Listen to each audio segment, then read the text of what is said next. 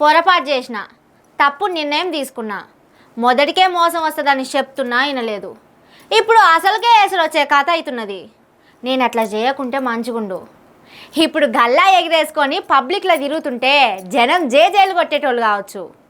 ఇగో అచ్చం గిట్లనే ఆలోచన చేస్తున్నారట కొందరు లీడర్లు.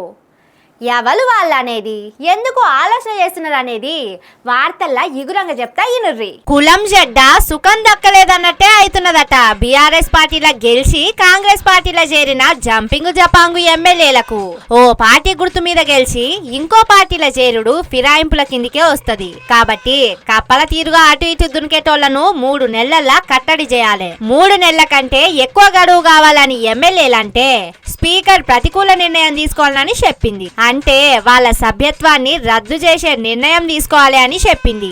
ఏమంట సుప్రీంకోర్టు నోట్ల నుంచి ఈ మాట వచ్చిందో కాంగ్రెస్ పార్టీల షరీకైన ఎమ్మెల్యేలకు కాళ్ళు చేతులు వణుకుతున్నాయట. సల్ల చెమటలు పుట్టి సలిజరం వచ్చిందట.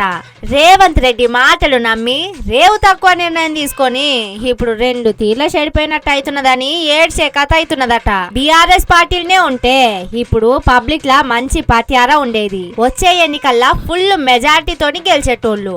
కానీ ఇప్పుడు స్పీకర్ అసెంబ్లీ సభ్యత్వం రద్దు చేస్తే ఉన్న పదవి పోతది, ఇప్పటిదాకా ఉన్న ఇజ్జతు పోతది. రంగి చెడే మంగి చెడే అన్నట్టు అవుతుందట. అందుకే 10 మంది పార్టీ మారిన ఎమ్మెల్యేలు నెత్తి పట్టుకున్నారట. ఎప్పుడు పదవి తుటుక్కుమని ఊసిపోతుందో అని టెన్షన్ పడుకుంటా బీపీ గోళీలు మింగుకుంటా సతమతం అవుతున్నారట. 3 నెలల తర్వాత 10 ఎమ్మెల్యే స్థానాలకు ఎన్నికలు జరుగుడు ఖాయమన్నట్టే ఎదురు చూస్తున్నారట ఓటర్లు. ఈసొంటి ఛాన్స్ ఎప్పుడొస్తే అప్పుడు ఈడ్చి దన్నుదామని తయారున్నారట. మరి ఏం జరుగుతుందో చూడాలే.